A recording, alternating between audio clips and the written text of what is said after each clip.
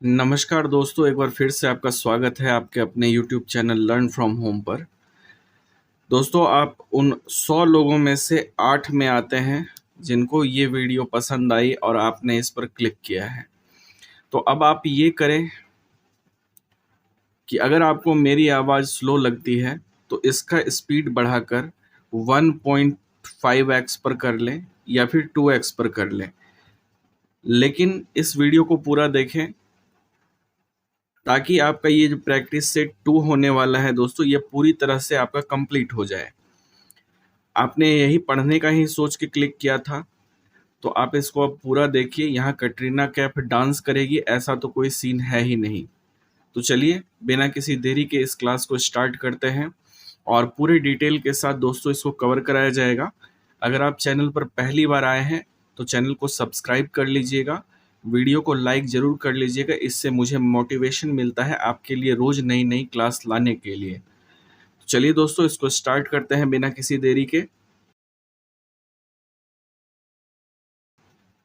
आज हम लोग डिस्कस करने वाले हैं दोस्तों प्रैक्टिस सेट 2, जिसमें आपका एग्जाम का पैटर्न कुछ इस तरह का होता है। 100 क्वेश्चंस होते हैं, कुल 200 मार्क्स रहते हैं और 2 घंटे का आपको समय रहता है। और ये वीडियो 1 घंटे का होने वाला है दोस्तों, तो लास्ट तक बने रहिएगा। पहला प्रश्न है, जब भारतीय न्यायिक पद्धति में लोकहित मुकदमा अर्थात पील लाया गया तब भारत के मुख्य न्यायमूर्ति कौन थे? तो इस समय दोस्तों भारत के मुख्य न्यायमूर्ति थे पीएन भगवती। जनहित याचिका जो होता है दोस्तों, ये जनहित को सुरक्षित करने के लिए लाई गई मुकदमेबाजी को संदर्भित करता है तथा सामाजिक रूप से वंचित पार्टियों को न्याय की उपलब्धता को प्रदर्शित करती है। इस समय न्यायमूर्ति पीएन भगवती थे, इसको आपको ध्यान में रखना है। नेक्स्ट क्वेश्चन है दोस्तों हमारा, संसद में धन विधेयकों के संदर्भ में निम्नलिखित में से कौन सा कथन गलत है? तो इसमें से जो कथन है दोस्तों डी नंबर वाला, ये कथन गलत है, बाकी सारे कथन सही हैं। डी नंबर कथन में लिखा गया है, इसे राज्यसभा द्वारा अस्वीकार या संशोधित किया जा सकता है, जो कि गलत है। बात करें दोस्तों इसके विस्तार की, व्याख्या की, तो राज्यसभा के पास धन विधेयक को खारिज करने या संशोधित करने का अधिकार नहीं होता है, अतः विकल्प डी गलत है। धन विधेयक को दोस्तों अनुच्छेद 110 में परिभाषित किया गया है, इसको ध्यान में रखिएगा। नेक्स्ट क्वेश्चन है, संविधान के किस अनुच्छेद में संसद के संयुक्त अधिवेशन की व्यवस्था है? तो इसमें दोस्तों संविधान के अनुच्छेद 108 में संयुक्त अधिवेशन की व्यवस्था है। संयुक्त अधिवेशन राष्ट्रपति के द्वारा बुलाया जाता है तथा इसकी अध्यक्षता लोकसभा के अध्यक्ष के द्वारा किया जाता है।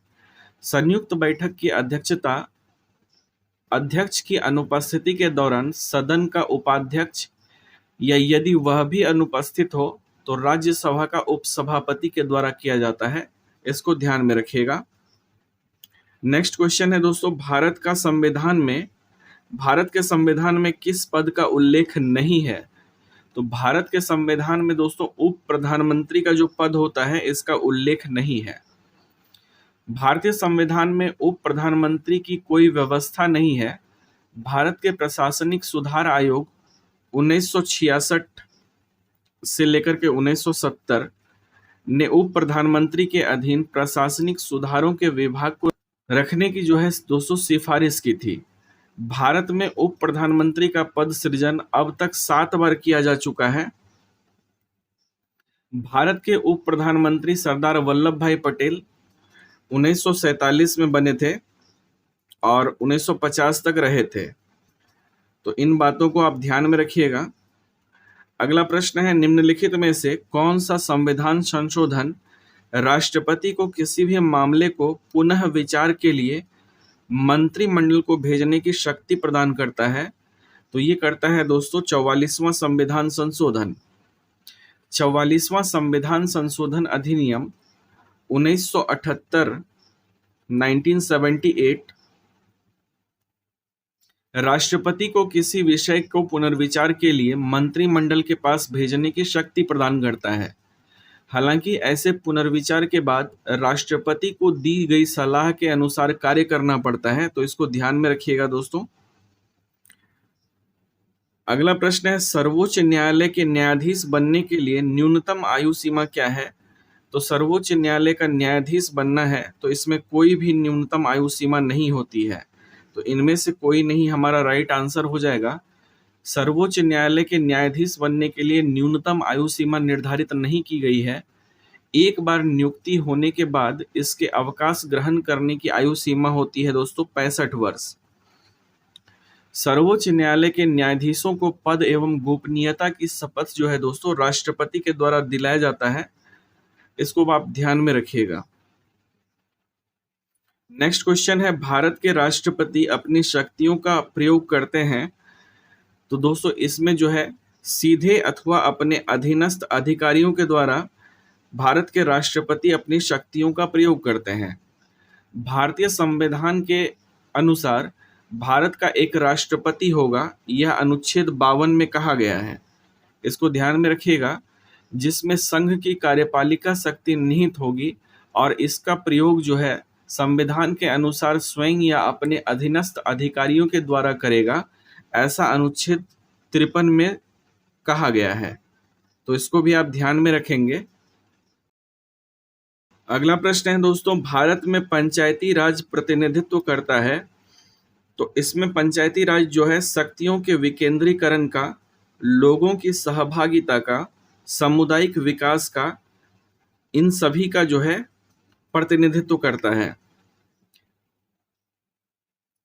भारत में पंचायती राज की स्थापना ग्रामीण जनता के सर्वांगीण विकास के लिए की गई थी और यह शक्तियों को विकेंद्रीकरण, लोगों की सहभागिता एवं सामुदायिक विकास, इन तीनों का प्रतिनिधित्व करता है, तो इसको आप ध्यान में रखिएगा। अगला प्रश्न है दोस्तों, भारत में राजनीतिक दलों का पंजीकरण निम्नलिखित प्रावधानों में से किसके अनुसार किया जाता है? तो भारत में जो राजनीतिक दलों का पंजीकरण है दोस्तों, यह लोक प्रतिनिधि अधिनियम 1951 के द्वारा किया जाता है। राजनीतिक दलों का पंजीकरण अर्थात निबंधन, चुनाव आयोजित कराने संबंधी प्रावधान, चुनाव कराने की अधिसूचना, नामांकन पत्र दाखिल करने, नामांकन पत्रों की जांच तथा उम्मीदवार का नाम वापस लेना आदि सभी प्रावधान जनप्रतिनिधि अधिनियम 1951 के तहत वर्णित है। तो सारा ही जो है 1951 के अधिनियम के तहत वर्णित है, इसको ध्यान में रखिएगा। अगला प्रश्न है दोस्तों, राज्य मानवाधिकार आयोग अपना वार्षिक प्रतिवेदन किसके समक्ष प्रस्तुत करता है? तो ये करता है दोस्तों राज्य सरकार के समक्ष। मानवाधिकार संरक्षण अधिनियम 1993 के अनुसार 1993 के अनुसार राज्य मानव अधिकार आयोग राज्य सरकार को वार्षिक प्रतिवेदन प्रस्तुत करता है। राज्य सरकार इस प्रतिवेदन को विधानमंडल के सदनों के समक्ष रखवाता है, इसको ध्यान में रखिएगा दोस्तों। अगला प्रश्न है, रॉलेट एक्ट का भारतीय राष्ट्रीय कांग्रेस ने विरोध किया क्योंकि इसका लक्ष्य था, तो इसका लक्ष्य था दोस्तों व्यक्तिगत स्वतंत्रता को सीमित करना। इसी के कारण जो है भारतीय राष्ट्रीय कांग्रेस ने रॉलेट एक्ट का विरोध किया था। मार्च 1919 की बात है, 1919 में रॉलेट एक्ट लागू हुआ था। इस एक्ट के अनुसार किसी भी व्यक्ति को संदेह मात्र होने पर गिरफ्तार किया जा सकता था या उसे मुकदमा के माध्यम से दंडित किया जा सकता था। भारतीय नेताओं ने इस एक्ट को काले कानून की संज्ञा दी थी, तो इन बातों को आप ध्यान में रखेंगे दोस्तों। अगला प्रश्न है, निम्नलिखित में से कौन आत्मीय सभा का संस्थापक थे? आत्मीय सभा के संस्थापक थे दोस्तों राजा राम मोहन राय। आत्मीय सभा की स्थापना राजा राम मोहन राय ने 1815 ईस्वी में करी थी, 1815, इसको ध्यान में रखिएगा दोस्तों। 1815 ईस्वी में कलकत्ता में की थी। दयानंद सरस्वती ने आर्य समाज की स्थापना 1875 ईस्वी में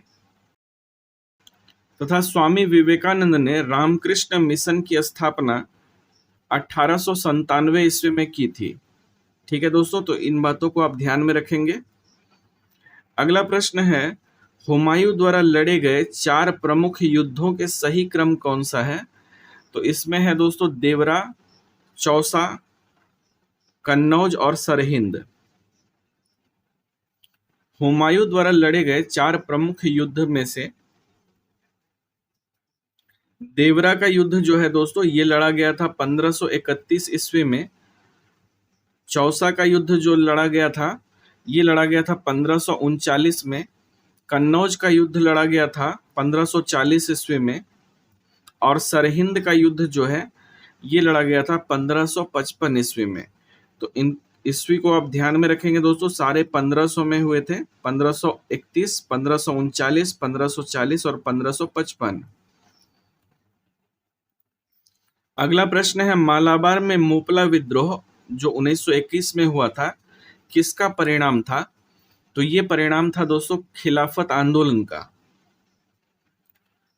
मोपला विद्रोह जो 1921 ईस्वी में मालाबार तट जो वर्तमान में दोस्तों केरल में है इसमें हुआ था।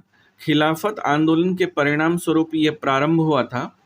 यह आंदोलन भूमि कर और पट्टेदारी से जुड़ता हुआ सांप्रदायिक रूप धारण कर लिया और भूमिपतियों जो प्रायः हिंदू थे के विरुद्ध सशस्त्र संघर्ष प्रारंभ कर दिया। मोपलों ने स्थानीय खिलाफत नेता अली मुसलियार को अपना राजा घोषित कर दिया। तो इसको ध्यान में रखिएगा दोस्तों इन पॉइंट्स को।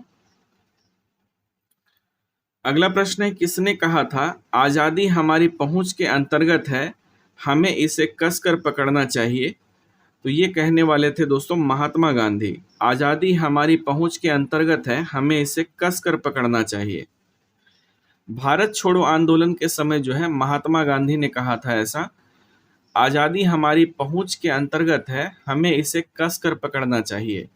इसी अवसर पर महात्मा गांधी ने करो या मरो का नारा भी दिया था, इसको ध्यान में रखिएगा दोस्तों।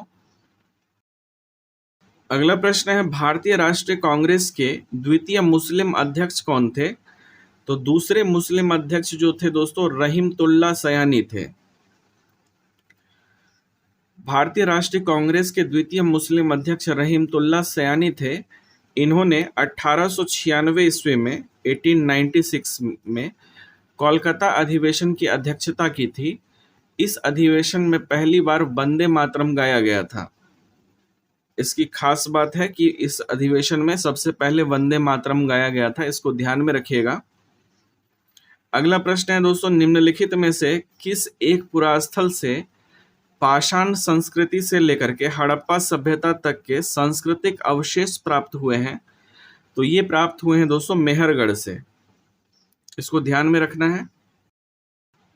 अगला प्रश्न है, गौतम बुद्ध को एक देवता का स्थान किस राजा के समय प्राप्त हुआ था? तो ये प्राप्त हुआ था दोस्तों कनिष्क के समय में।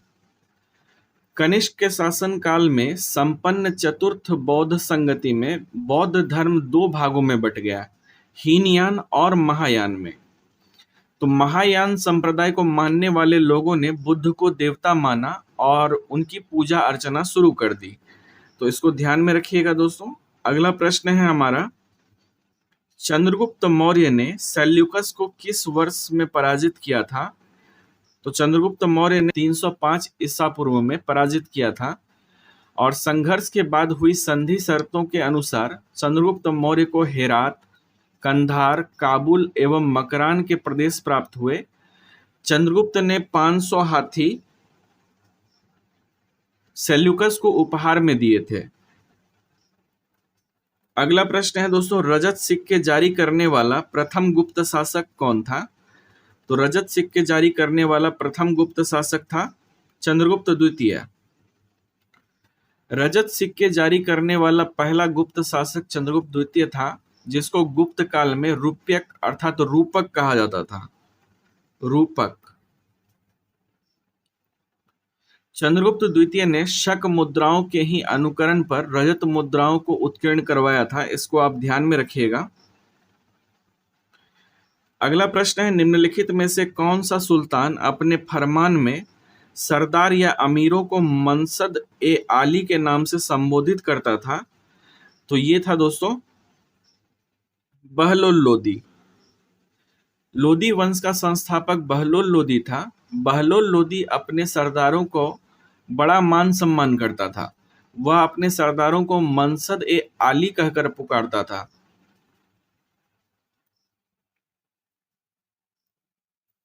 अगला प्रश्न है, मोहम्मद बिन तुगलक के निम्नलिखित प्रयोगों अर्थात अभियानों को कालक्रम अनुसार सजाएं। तो इसमें दोस्तों कालक्रम के अनुसार सजाने में कुछ इस तरह से सजावट होगा इसका 2 3 1 4। तो सबसे पहले दोआब में कर का वृद्धि किया था इसने। उसके बाद राजधानी को परिवर्तित करके दिल्ली से दौलताबाग किया था, इसको ध्यान में रखिएगा। फिर जो है इसने क्या किया था, सांकेतिक मुद्रा का प्रचालन किया था। और सबसे अंत में जो है कराचील अभियान को आरंभ किया था। तो ये दोस्तों इसका क्रम है, इसको बिल्कुल ध्यान में रखिएगा आप। अगला प्रश्न है, निम्नलिखित में से कौन सा भारत का पहला पेपरलेस बजट है? तो भारत का पहला पेपरलेस बजट है दोस्तों केंद्रीय बजट 2021-22। 1 फरवरी 2021 को वित्त मंत्री जो है निर्मला सीतारमन ने पहला पेपरलेस बजट 2021-22 पेश किया था, इसको ध्यान में रखेंगे आप। अगला प्रश्न है, पोंग और तापू किस राज्य के लोकप्रिय नृत्य हैं? तो पोंग और तापू जो है दोस्तों ये अरुणाचल प्रदेश के लोकप्रिय नृत्य हैं। पोंग और तापू जो है दोस्तों ये अरुणाचल प्रदेश के लोकप्रिय नृत्य हैं। यह आदि जनजाति के अंतर्गत आता है, इसको ध्यान में रखेंगे। अगला प्रश्न है, निम्नलिखित में से कौन सा एक जल प्रदूषक नहीं है? तो इसमें से आप देख पा रहे हैं जो हिमनद है दोस्तों यह जल प्रदूषक नहीं है, बल्कि यह ताजे पानी का स्रोत है। अगला प्रश्न है, निम्नलिखित युग्मों में से कौन सा एक सही सुमेलित नहीं है? एक तरफ दिया गया है खिलाड़ी और दूसरी तरफ है दोस्तों इससे संबंधित खेल। तो हमें बताना है कि कौन सा सही सुमेलित नहीं है। तो इसमें जो आप देख पा रहे हैं पामेला जेलिमो ये भारोत्तोलन से संबंधित है, जो कि गलत है, यह सुमेलित नहीं है दोस्तों। पामेला जेलिमो एक केन्याई मध्यम दूरी के धावक हैं। तो यह जो है दोस्तों धावक है, इसको ध्यान में रखिएगा। बाकी सारे सुमेलित हैं। सान्या रिचर्ड जो है यह हॉकी की है, पॉल पोल्बा जो है ये फुटबॉल के हैं और किरण पोलार्ड जो है यह क्रिकेट के हैं। तो पालेमा जेलिमो जो है दोस्तों यह केन्याई मध्यम दूरी की धावक है, जो कि 800 मीटर में विशेषता रखती है। वह पहली केन्याई महिला है जिन्होंने ओलंपिक स्वर्ण पदक 2008 जीता था, इसको ध्यान में रखिएगा। अगला प्रश्न है, निम्नलिखित में से किस विद्वान ने मानव विकास की अवधारणा की शुरुआत की थी? तो ये है दोस्तों डॉक्टर महबूब उल हक। मानव विकास सूचकांक की अवधारणा का विकास पाकिस्तानी अर्थशास्त्री महबूब उल हक के द्वारा दिया गया था।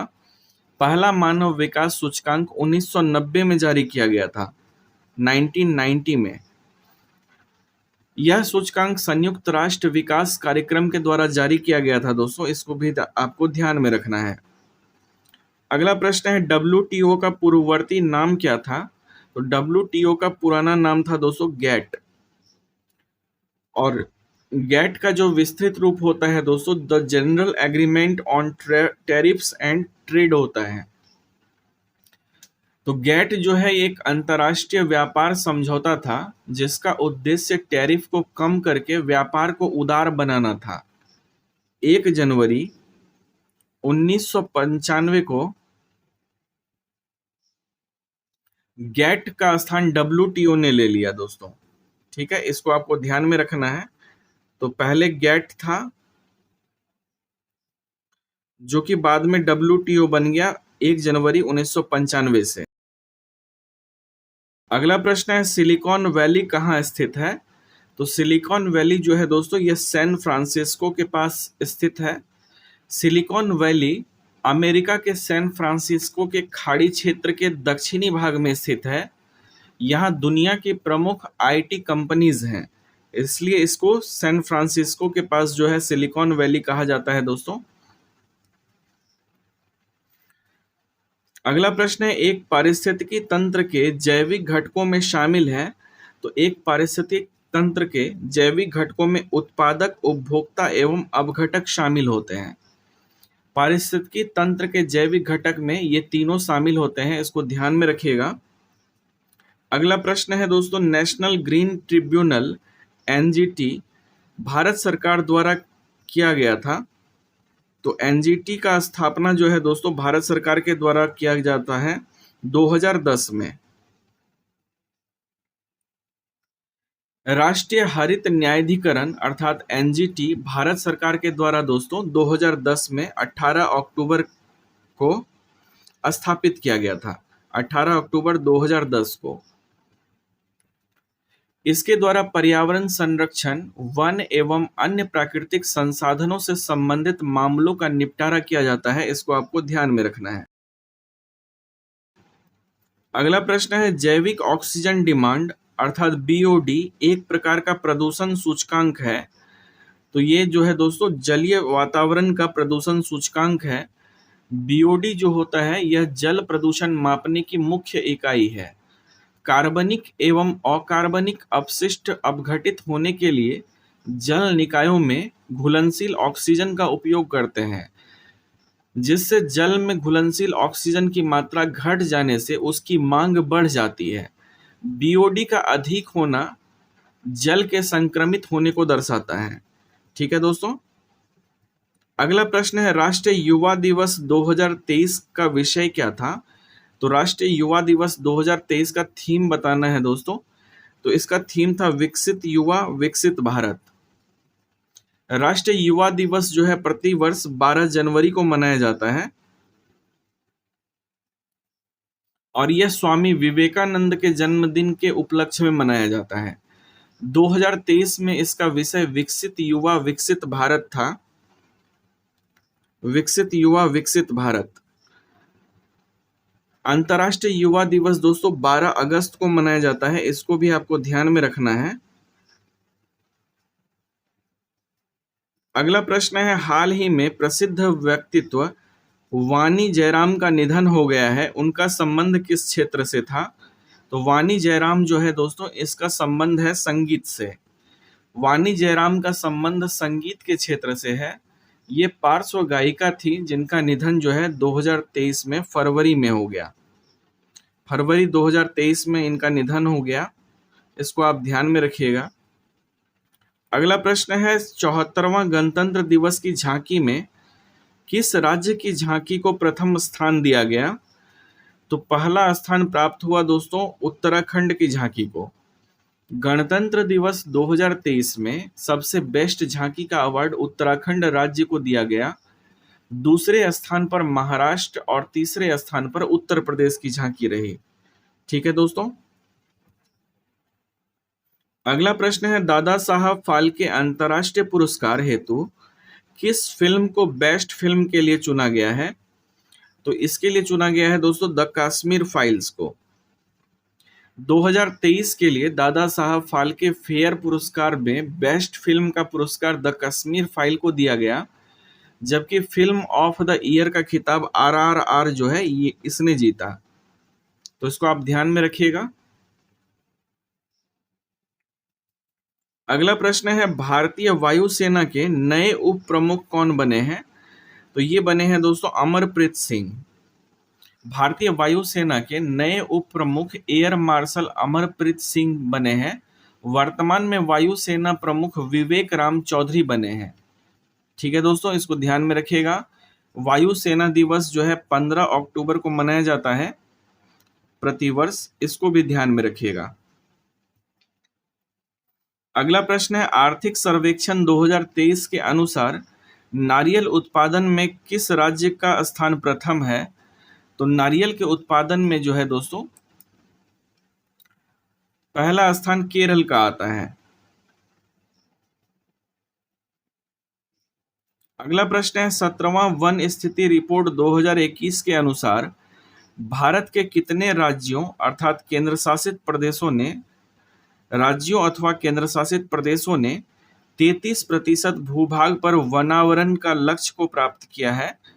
तो ये लक्ष्य को प्राप्त किया है 17 राज्यों ने। 17वां वन स्थिति रिपोर्ट 2021 के अनुसार भारत के लगभग 17 राज्यों और केंद्र शासित प्रदेशों ने 33% वनावरण का लक्ष्य को प्राप्त किया है। देश में कुल वनावरण एवं वृक्षावरण का प्रतिशत जो है दोस्तों यह 24.62% है। इसको आपको ध्यान में रखना है। अगला प्रश्न है पहली बार बीसीसीआई द्वारा आयोजित महिला प्रीमियर लीग 2023 में कुल कितनी टीम भाग लेगी? तो इसमें दोस्तों कुल 5 टीमें भाग लेंगी। महिला प्रीमियर लीग 2023 के प्रथम संस्करण का आयोजन 4 से लेकर के 26 मार्च 2023 तक किया गया और इसमें जो है कुल 5 टीमें भाग ली थी, जिसमें सबसे महंगी खिलाड़ी के रूप में स्मृति मंधाना को 3.40 करोड़ रुपए में चुना गया था और इसे खरीदा था आरसीबी ने। इसको भी आप ध्यान में रखेंगे। और वुमेन्स प्रीमियर लीग जो है के पहले सीजन का खिताब दोस्तों एमआई यानी कि मुंबई इंडियंस ने जीता है। तो इन पॉइंट्स को भी आप ध्यान में रखिएगा। अगला प्रश्न है दोस्तों नवोदित लेखकों को प्रोत्साहित करने के उद्देश्य से भारत सरकार ने किस योजना की शुरुआत की है? तो इसमें दोस्तों युवा 2.0 योजना की शुरुआत की है। 30 वर्ष से कम उम्र के जितने भी युवा नवोदित लेखक हैं इनको प्रोत्साहित करने के उद्देश्य से शिक्षा मंत्रालय द्वारा युवा 2.0 योजना को शुरू किया गया। यह योजना नेशनल बुक ट्रस्ट के माध्यम से लागू किया गया। इसको आप ध्यान में रखिएगा। अगला प्रश्न है ब्रिटेन के प्रधानमंत्री ऋषि सुनक का संबंध भारत के किस राज्य से है? तो इनका संबंध है दोस्तों पंजाब राज्य से। ब्रिटेन के वर्तमान प्रधानमंत्री ऋषि सुनक का जन्म जो है 12 मई 1980 को ब्रिटेन में हुआ था, परंतु उनके पूर्वज पंजाब राज्य से संबंधित थे। इन्होंने 25 अक्टूबर को ब्रिटेन के प्रधानमंत्री के रूप में शपथ लिया था। इसको भी ध्यान में रखिएगा दोस्तों। अगला प्रश्न है पुरुष T20 वर्ल्ड कप का आयोजन 2026 में कहाँ किया जाएगा? तो इसका आयोजन जो है दोस्तों ये किया जाएगा भारत और श्रीलंका में, अर्थात डी जो है हमारा राइट आंसर होगा, ए बी दोनों। वर्ष 2026 में पुरुष T20 वर्ल्ड कप का आयोजन 2026 भारत तथा श्रीलंका में संयुक्त रूप से किया जाएगा, जबकि 2024 में इसका आयोजन यूएसए एवं वेस्ट इंडीज में किया जाएगा। ठीक है दोस्तों। अगला प्रश्न है राष्ट्रमंडल खेल 2022 में स्वर्ण पदक जीतने वाले सुधीर लाट का संबंध किस खेल से है? तो दोस्तों सुधीर लाट का संबंध है भारोत्तोलन से। राष्ट्रमंडल खेल 2022 का आयोजन बर्मिंघम इंग्लैंड में किया गया। इसमें भारत का स्थान चौथा रहा। भारत ने 22 स्वर्ण पदक, 16 रजत, 22 गोल्ड, 16 जो है दोस्तों सिल्वर और 23 जो है यह कांस्य पदक जीते, ब्रॉन्ज। कुल मिला के दोस्तों भारत ने 61 पदक जीते। सुधीर लाट जिनका संबंध हरियाणा राज्य से है, इन्होंने भारोत्तोलन में गोल्ड जीता था। इसको ध्यान में रखिएगा। अगला प्रश्न है बजट 2023 के अनुसार प्राथमिक घाटा जीडीपी का कितना प्रतिशत है? तो ये है दोस्तों 2.3%, अर्थात 2.3%। बजट 2023-24 के अनुसार प्राथमिक घाटा कुल जीडीपी का 2.3% अर्थात 7.06 लाख करोड़ रुपए है। ठीक है दोस्तों। इससे जुड़ी हुई कुछ बातों को और आप ध्यान में रखेंगे। इसमें दोस्तों कुल व्यय जो हुआ यह 45.03 लाख करोड़ रुपए का कुल व्यय रहा। पूंजीगत व्यय जो है दोस्तों ये 10.01 लाख करोड़ रुपए का रहा और राजस्व व्यय जो है यह 35.02 लाख करोड़ रुपए का रहा। अगला प्रश्न है सिक्किम का नया राज्यपाल किसे नियुक्त किया गया है? तो सिक्किम का जो नया राज्यपाल है दोस्तों ये नियुक्त किया गया है लक्ष्मण प्रसाद आचार्य को। 12 फरवरी 2023 को जारी विज्ञप्ति के अनुसार 4 राज्यों में नए राज्यपाल को नियुक्त किया गया है, जिसके तहत सिक्किम के नए राज्यपाल के रूप में लक्ष्मण प्रसाद आचार्य को नियुक्त किया गया था। अगला प्रश्न है दोस्तों यूनिसेफ इंडिया के नए राजदूत कौन बने हैं? तो ये बने हैं आयुष्मान खुराना। यूनिसेफ इंडिया के जो है राजदूत बने हैं आयुष्मान खुराना। संयुक्त राष्ट्र बाल कोष अर्थात यूनिसेफ ने सिनेमा अभिनेता आयुष्मान खुराना को भारत में अपना नया सद्भावना दूत नियुक्त किया है। इसको ध्यान में रखिएगा दोस्तों। अगला प्रश्न है वीर गार्जियन संयुक्त सैन्य अभ्यास जो भारत तथा जापान के मध्य हुआ इसका आयोजन किया गया था। तो ये किया गया था दोस्तों, इसका आयोजन किया गया था हयाकुरी में। भारतीय वायुसेना तथा जापान वायुसेना के मध्य आयोजित वीर गार्जियन जापान के हयाकुरी वायुसेना केंद्र पर हुआ। भारतीय दल का नेतृत्व इसमें महिला स्क्वाड्रन लीडर अवनी चतुर्वेदी ने किया था। इसको ध्यान में रखिएगा। अगला प्रश्न है प्रधानमंत्री नरेंद्र मोदी द्वारा आदि महोत्सव का शुभारंभ किया गया। तो आदि महोत्सव का शुभारंभ जो है दोस्तों यह नई दिल्ली में किया गया। 12 से 27 फरवरी तक दिल्ली में मेजर ध्यानचंद नेशनल स्टेडियम में आदि महोत्सव का आयोजन किया गया। इसका आयोजन प्रतिवर्ष जनजातीय मंत्रालय के द्वारा किया जाता है। अगला प्रश्न है T20 cricketer of the year 2022 का अवार्ड किसे दिया गया? तो यह पुरस्कार दिया गया दोस्तों सूर्य कुमार यादव को। सूर्य कुमार यादव को 2022 के लिए सर्वश्रेष्ठ T20 क्रिकेटर का अवार्ड दिया गया, जबकि बाबर आजम को वर्ष के सर्वश्रेष्ठ क्रिकेटर का अवार्ड दिया गया। अगला प्रश्न है दोस्तों पद्म विभूषण पुरस्कार 2023 से सम्मानित श्रीनिवास वर्धन का संबंध किस क्षेत्र से है? तो इनका संबंध है दोस्तों विज्ञान क्षेत्र से। 2023 में कुल 6 नागरिकों को पद्म भूषण पुरस्कार से सम्मानित किया गया, जिसमें श्रीनिवास वर्धन का संबंध विज्ञान एवं इंजीनियरिंग से है। इसको ध्यान में रखिएगा।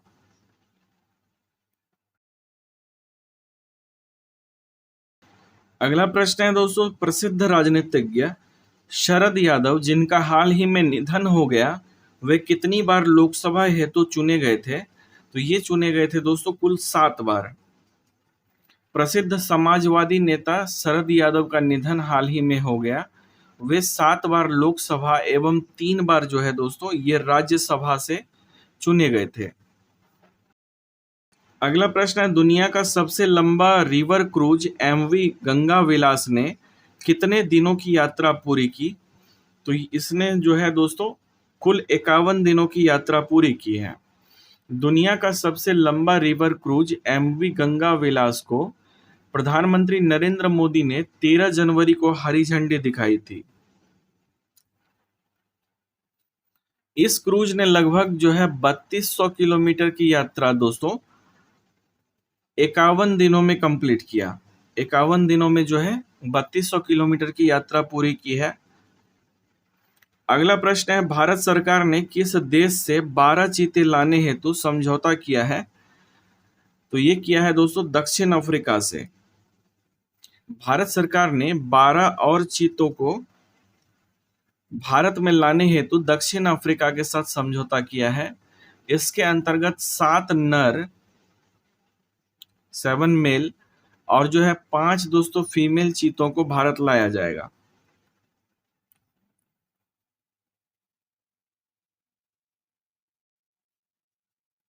अगला प्रश्न है, पुस्तक the magic of the last story के लेखक कौन है? The magic of the last story जो है दोस्तों, इसके लेखक हैं सुधा मूर्ति। अगला प्रश्न है, प्रतिवर्ष समर्पण दिवस मनाया जाता है। तो समर्पण दिवस जो है दोस्तों, ये 11 फरवरी को मनाया जाता है। और पंडित दीनदयाल उपाध्याय के जन्म दिवस पर प्रतिवर्ष समर्पण दिवस 11 फरवरी को मनाया जाता है, इसको ध्यान में रखिएगा। अगला प्रश्न है, शहाबुद्दीन चप्पू को किस देश का नया राष्ट्रपति बनाया गया है? तो इसको बनाया गया है दोस्तों बांग्लादेश का राष्ट्रपति। बांग्लादेश के नए राष्ट्रपति के रूप में शहाबुद्दीन चप्पू को चुना गया है। बांग्लादेश की राजधानी ढाका है और वर्तमान में यहाँ के प्रधानमंत्री शेख हसीना है। इसको आपको ध्यान में रखना है। अगला प्रश्न है, वैज्ञानिक अनुसंधान केंद्र दक्षिण गंगोत्री की स्थापना कब की गई? तो ये की गई है दोस्तों 1983 ईस्वी में। दक्षिण गंगोत्री एक वैज्ञानिक अनुसंधान केंद्र है जो कि अंटार्कटिका में स्थित है तथा इसकी स्थापना 1983 अर्थात 1983 में की गई थी। इसको आपको ध्यान में रखना है दोस्तों। अगला प्रश्न है, निम्नलिखित युग्मों पर विचार करना है। एक तरफ दिया गया है जनजाति राज्य, जनजाति, और दूसरी तरफ दोस्तों है राज्य। तो इसका मिलान करना है, बताना है कि कौन सा सुमेलित है इसमें। तो इसमें से दोस्तों लिम्बू जो है सिक्किम का है और डोंगरिया जो है उड़ीसा का है। तो इसमें ये दोनों सुमेलित हैं, अर्थात ऑप्शन ए जो है हमारा राइट आंसर होगा।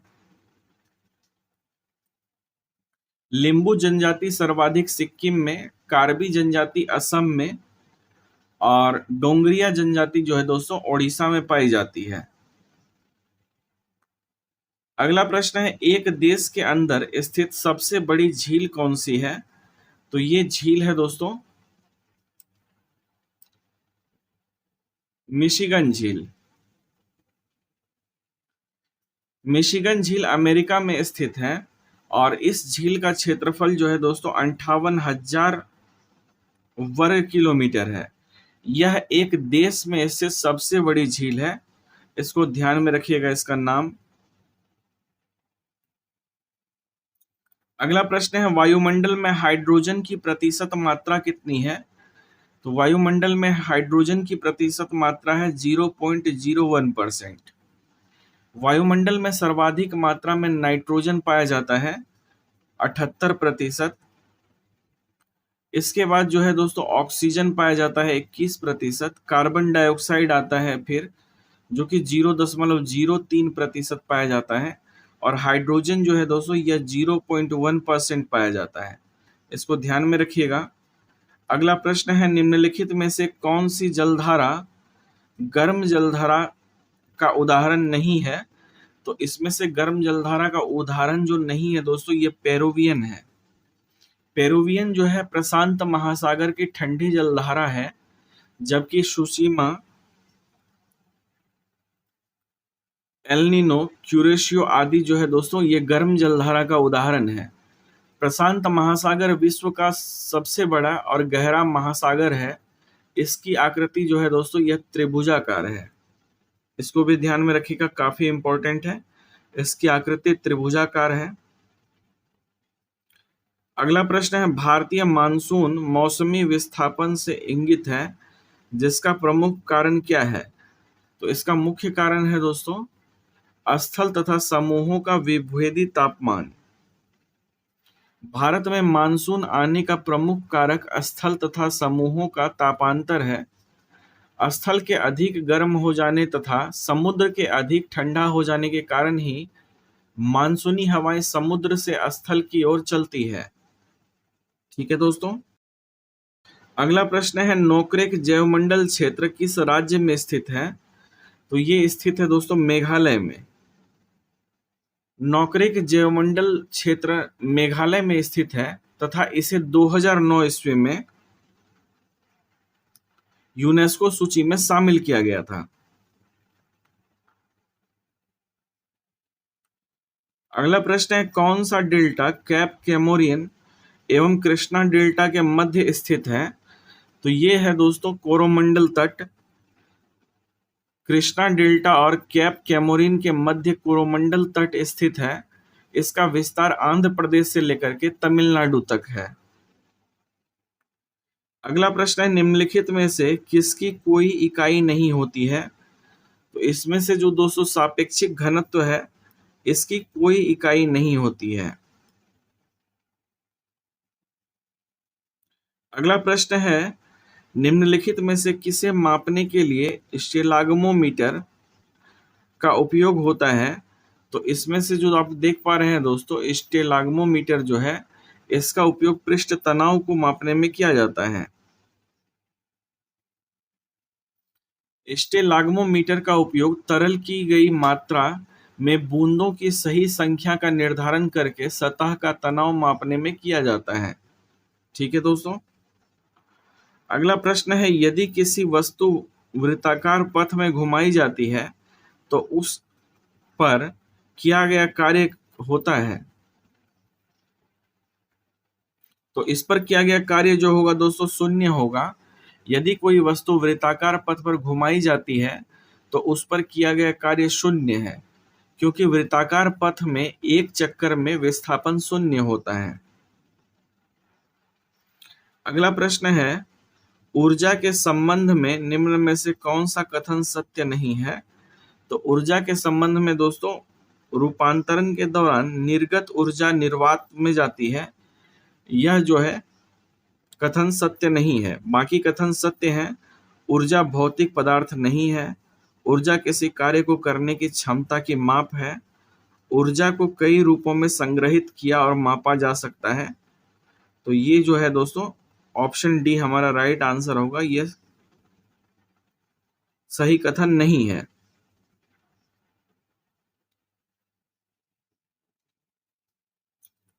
अगला प्रश्न है, एक पत्थर किसी स्प्रिंग तुला पर बंधा हुआ है। निम्नलिखित स्थितियों में से कौन सी स्प्रिंग तुला के रीडिंग में सबसे कम भार दिखाएगी? तो जब वह पत्थर किसी बीकर के लिए पानी में पूरी तरह से विमज्जित हो, तभी जो है यह रीडिंग सबसे कम भार दिखाएगी। अगला प्रश्न है दोस्तों, बोरोसिलिकेट ग्लास बर्तन का माइक्रोवेव ओवन में प्रयोग किया जाता है क्योंकि? तो इसका प्रयोग इसलिए किया जाता है क्योंकि यह अत्यधिक ऊष्मा प्रतिरोधी है। बोरोसिलिकेट ग्लास बर्तन का माइक्रोवेव ओवन में प्रयोग किया जाता है क्योंकि यह अत्यधिक ऊष्मा प्रतिरोधी होता है। अगला प्रश्न है, किसी विस्फोट के कारण समुद्र के तल पर बनने वाली लहरें कैसी होती है? तो ये होती है दोस्तों अनुदैर्ध्य। किसी विस्फोट के कारण समुद्र के तल पर बनने वाली लहरें अनुदैर्ध्य तरंगें होती हैं तथा समुद्र की सतह पर बनने वाली लहरें अनुप्रस्थ तरंगें होती हैं। ठीक है दोस्तों। अगला प्रश्न है, हाइड्रोजन अणु का नाभिक किससे बना होता है? तो ये बना होता है दोस्तों केवल एक प्रोटॉन से। हाइड्रोजन परमाणु के एक प्रोटॉन और एक इलेक्ट्रॉन होता है। प्रोटॉन परमाणु के नाभिक में होता है और इलेक्ट्रॉन नाभिक के चारों ओर चक्कर लगाता रहता है। अगला प्रश्न है दोस्तों, निम्न में से कौन सा विकल्प सहसंयोजक यौगिक का गुण नहीं है? तो इसमें से जो है उच्च गलनांक और क्वथनांक जो है यह जो है सहसंयोजक यौगिक का गुण नहीं है। सहसंयोजक आबंध जो है युक्त यौगिकों को सहसंयोजक यौगिक कहा जाता है।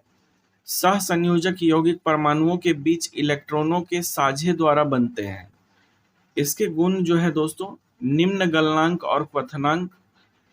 दूसरा गुण होता है इसमें ऊष्मा और विद्युत के कुचालक होते हैं। तीसरा गुण है दोस्तों इसका जल में अविलेय और कार्बनिक विलायकों में विलेय होते हैं।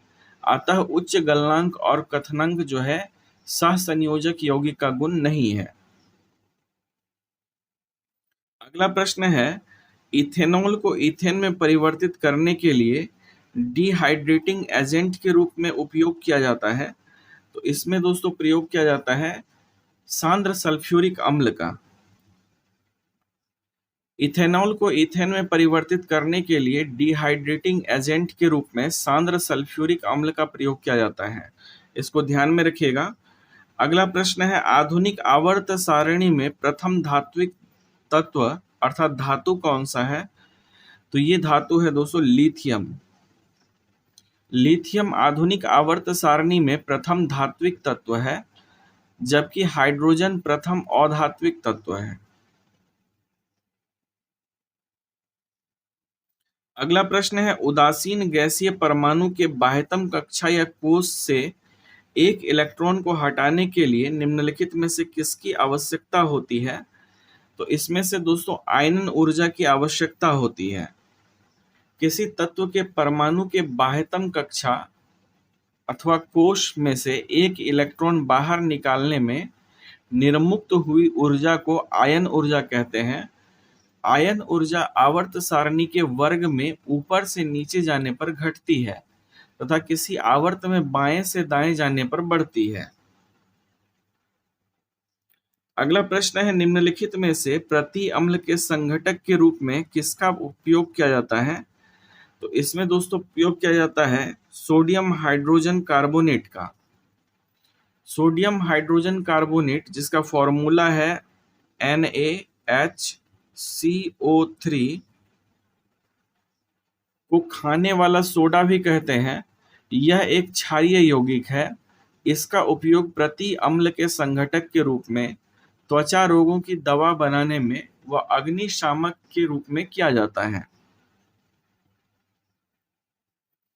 अगला प्रश्न है, जब सिल्वर ब्रोमाइड को सूर्य की रोशनी में रखा जाता है तब कौन सी गैस बनती है? तब बनती है दोस्तों ब्रोमीन गैस। जब सिल्वर ब्रोमाइड को सूर्य की रोशनी में रखा जाता है तब ब्रोमीन गैस बनती है। ब्रोमीन एक द्रव अधातु है या हैलोजन समूह का सदस्य है। ब्रोमीन साधारण ताप पर गहरे लाल बादामी रंग के द्रव के रूप में पाया जाता है। इसको ध्यान में रखिएगा। अगला प्रश्न है, उस प्रक्रिया को क्या कहते हैं जिसके द्वारा कोई धातु अपने आसपास उपस्थित नमी, एसिड इत्यादि द्वारा प्रभावित होती है? तो ये कहलाती है दोस्तों संक्षारण। जब किसी धातु का संपर्क वायु व नमी अथवा एसिड से होता है तो उसकी सतह पर ऑक्साइड, कार्बोनेट, सल्फेट, सल्फाइड आदि जैसे अवांछनीय पदार्थ बन जाते हैं, जिसे संक्षारण कहते हैं। जैसे लोहे पर जंग लगना, चांदी का काला पड़ जाना, ये सब इसके उदाहरण हैं। निम्नलिखित में से कौन सा शब्द पशु व्यवहार के जैविक अध्ययन का सबसे अच्छा वर्णन करता है? तो ये करता है दोस्तों इथोलॉजी। इथोलॉजी जो है यह पशु व्यवहार का सबसे अच्छा अध्ययन करता है। बाकी के ऑप्शन की बात करें दोस्तों, इथेनोलॉजी जो है यह मानव जाति विज्ञान का अध्ययन है। ईटियोलॉजी जो है यह रोगों का कारण का अध्ययन करता है। एंटोमोलॉजी जो है दोस्तों यह कीटों का अध्ययन करता है। अगला प्रश्न है, किस कोशिकांग को कोशिका का मास्टर कहा जाता है? तो ये कहलाता है दोस्तों नाभिक। नाभिक को कोशिका का जो है मास्टर कहा जाता है। नाभिक कोशिका के डीएनए की ब्लूप्रिंट के अवयव अपने में समाहित रखता है। अगला प्रश्न है, निम्नलिखित में से कौन सा अस्थायी उत्तक एक पौधे को कठोर और मजबूत बनाता है? तो ये बनाता है दोस्तों स्क्लेरेनकाइमा। स्क्लेरेनकाइमा एक साधारण अस्थायी उत्तक है। यह उत्तक पौधे को कठोर और मजबूत बनाता है। अगला प्रश्न है, निम्नलिखित में से कौन सा दूध का प्रोटीन है? तो इसमें से जो है दूध का प्रोटीन है दोस्तों कैसीन। कैसीन दूध का प्रोटीन है। कैसीन प्रोटीन का एक फास्फोप्रोटीन है जिसमें सभी आवश्यक एमिनो एसिड होते हैं, जो कि आमतौर पर स्तनधारियों के दूध में पाया जाता है। अगला प्रश्न है, जिन अंगों की मूल संरचना भिन्न होती है लेकिन दिखने में एक जैसे होते हैं और उनके कार्य भी समान होते हैं, उन्हें क्या कहा जाता है? तो इन्हें कहा जाता है दोस्तों समरूप अंग। वे अंग जो समान कार्य करते हैं तथा देखने में भी समान है, लेकिन उनकी उत्पत्ति और संरचना भिन्न है, ऐसे अंग जो है समरूप अंग कहलाते हैं। अगला प्रश्न है, निम्नलिखित में से कौन एक अंतःपरजीवी का उदाहरण है? तो इसमें से जो दोस्तों फीताकृमि है, फीताकृमि यह अंतःपरजीवी का उदाहरण है। जब अतिथि अर्थात होस्ट परपोषी की अंतः सतह या भीतर रहता है तो उसे अंतःपरजीवी कहते हैं। अगला प्रश्न है, ऑक्टोपस के खून का रंग कैसा होता है? तो इसका रंग होता है दोस्तों नीला। ऑक्टोपस संघ मोलस्का के अंतर्गत आता है। ऑक्टोपस में श्वसन वर्णक हीमोसाइनिन होता है, जिसके कारण रक्त का रंग नीला होता है। हीमोसाइनिन में कॉपर धातु पाया जाता है। अगला प्रश्न है, इनमें से किस रोग से पीड़ित रोगी भी नेत्रदान कर सकता है? तो ये रोगी होते हैं दोस्तों मधुमेह वाले।